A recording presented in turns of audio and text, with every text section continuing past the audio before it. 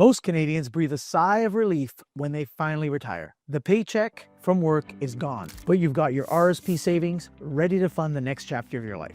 But here's the catch that surprises almost everyone. The moment you turn 71, your RRSP is no longer yours to control. The government forces you to convert it to a RRIF, and once that happens, you must start taking withdrawals whether you need the income or not. And those withdrawals? Well, they're fully taxable as income. That's why RRIFs can quietly become one of the biggest tax traps in retirement.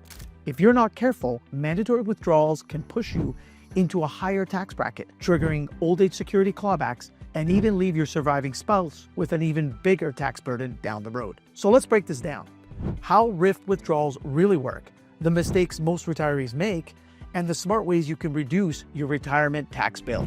Hi, I'm Danny Barrows, Senior Investment Advisor at CG Wealth Management.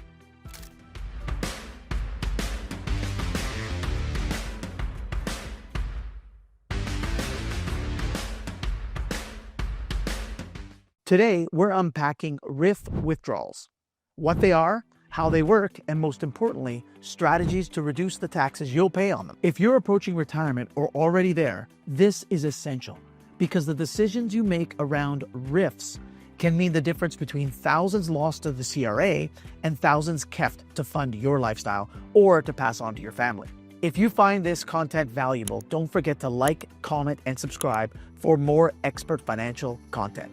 Number 1, what is a RRIF and why does it matter? When you turn 71, the government says it's time to stop deferring taxes in your RRSP. At that point, you must either withdraw the funds entirely, purchase an annuity, or convert the account into a registered retirement income fund, or a RRIF. Most Canadians choose the RRIF. And here's how it works.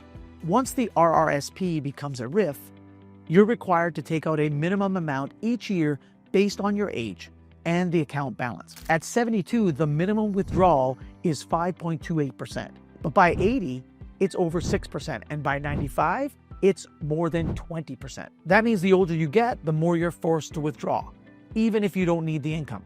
And because every dollar is taxable, these withdrawals can create serious tax issues. Number 2, the tax trap of mandatory withdrawals. The biggest problem with RRIFs is that they remove your flexibility. With an RRSP, you can decide whether or not to withdraw the money each and every year. But with RRIFs, the government decides for you. Let's say you have $1 million in your RRIF at age 72. Your minimum withdrawal that year would be about $52,800.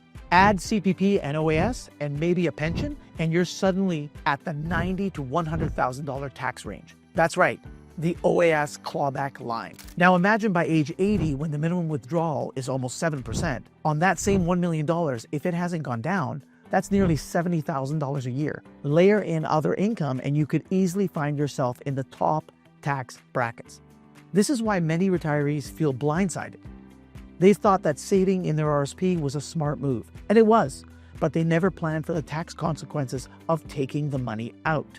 3. Common mistakes retirees make with RRIFs. There are a few mistakes I see over and over again. Mistake number 1, waiting until 71 to withdraw. Many retirees defer the RRSP withdrawals until the last possible moment. On paper, it looks smart. You defer taxes as long as possible, but the trade-off is that you're left with a very large account and a very large forced withdrawals. Not coordinating with other income.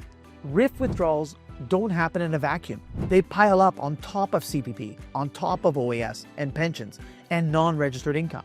Too many people forget to integrate these sources. Forgetting about the surviving spouse. When one spouse passes away, the survivor loses the ability to income split. That means RRIF withdrawals that were manageable as a couple can suddenly become very punishing on a single tax return. Going on autopilot. Some retirees set their RRIF withdrawals to the minimum and never revisit the plan again. But the tax rules change, and so does your life. A set it and forget it approach usually costs more over time. Number 4, strategies to reduce your RRIF taxes. Now let's talk about what you can do. First, start withdrawals early instead of waiting until 71. Consider taking smaller RRSP withdrawals in your 60s after retiring, especially if your tax income is lower after retiring, but before CPP and OAS truly kick in. This smoothing approach spreads the tax burden more evenly, and prevents big forced withdrawals later. Also, use your spouse's age for RRIF minimums. When you open up a RRIF, you can elect to use your spouse's age to calculate the minimum withdrawals if they're younger than you. This keeps your required withdrawals lower for longer. Also, maximize TFSA contributions.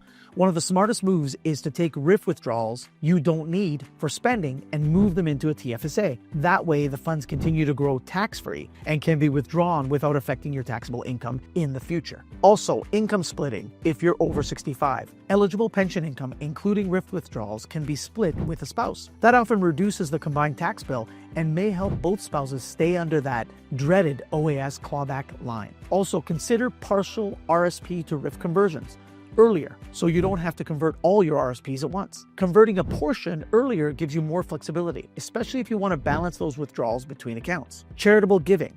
If philanthropy is a part of your plan, donations can generate tax credits that offset those RRIF withdrawals. Some retirees even use RRIF withdrawals to fund their giving, turning a tax problem into a legacy opportunity. Number 5, a real-world scenario. Let's walk through an example. David and Karen are both 65 years old. They each have $750,000 in RRSPs plus CPP and OAS benefits. That will total about $30,000 combined. If they wait until 71, their RRSPs could grow to over $1 million each. That means at age 72, their minimum combined RRIF withdrawals could be $100,000. That's even before adding CPP, OAS, or other investment income. That level of income pushes them well over the OAS clawback line and into a higher tax bracket for the rest of their lives. But if they start modest withdrawals in their 60s, say $30,000 each per year, they can draw down their RRSPs gradually while staying in a lower tax bracket. They can also reinvest much of that into a TFSA. By the time they reach 71, their RRIF balances are smaller, their minimum withdrawals are lower, and they are in far better shape to manage their taxes in retirement. The lesson? Sometimes paying a little tax earlier saves you from paying much more later. Number 6, why ongoing planning is essential. RRIF withdrawals aren't a one-time decision. They're part of an ongoing retirement income strategy.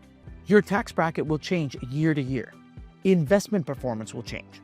Government thresholds, like OAS clawback, will shift with inflation. That's why reviewing your plan annually is critical. One year, the smart move might be a larger withdrawal to stay within a tax bracket. The next year, it might be to draw down more from non-registered assets or lean on your TFSA. This isn't about finding one perfect withdrawal strategy. It's about making the best decisions as your situation evolves. Here's the bottom line. RRIF withdrawals are one of the most misunderstood parts of retirement. They're not optional, they're mandatory. And if you're not prepared, they can quietly erode your income through higher taxes and lost benefits. The good news is, with smart planning, you can reduce the tax bite, smooth your income, and make your savings last longer. Retirement isn't just about how much you save, it's about how much you withdraw. Every dollar you save in taxes is another dollar that supports your lifestyle or strengthens your legacy.